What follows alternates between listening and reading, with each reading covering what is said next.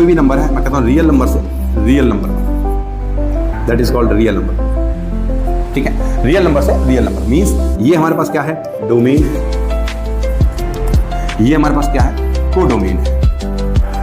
अब मैं चेक करता हूं कि क्या ये फंक्शन 1 1 है या नहीं।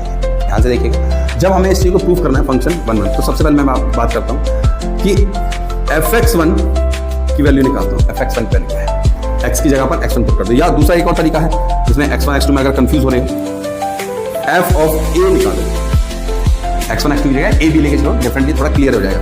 x की जगह पे क्या पुट किया, a plus 1, the answer is 3a plus 1। एक b पुट कर लो, 3b plus 1 equal to 3b plus 1। अब इन f ऑफ a और f ऑफ b इन दोनों को इक्वल लिख करके चेक करो। I consider f of a equal to f of b। मैंने इन दोनों को बराबर मान करके चला, let 3a plus 1 equal to 3b plus 1।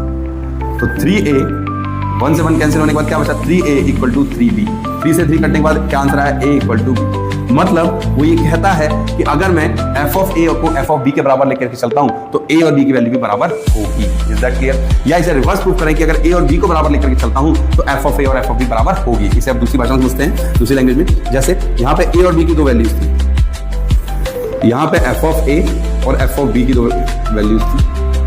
अगर मैंने कहा कि ये दोनों इक्वल है, मैंने जैसे लेके चला f ऑफ a और f ऑफ b, इन दोनों को मैं क्या लेके चला, इक्वल, तो मेरे पास ये दोनों वैल्यू क्या आई, ये दोनों वैल्यूज भी क्या आई, इक्वल आई।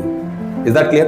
ये दोनों वैल्यूज को अगर मैं इक्वल लेके चलाऊं तो ये दोनों वैल्यूज भी क्या है, इक्वल। यही हमारे पास 1 1 फंक्शन की डेफिनेशन कह रही थी। क्या कह रही थी कि अगर हमारे पास यहाँ पे दो वैल्यूज इक्वल हैं तो यहाँ पे भी दोनों वैल्यूज इक्वल आनी चाहिए, और अगर यहाँ की दो वैल्यूज इक्वल है तो यहाँ की दोनों वैल्यूज इक्वल आनी चाहिए। हेंस दिस फंक्शन, यहां से हम कर सकते हैं, हेंस फंक्शन इज 1 1 फंक्शन।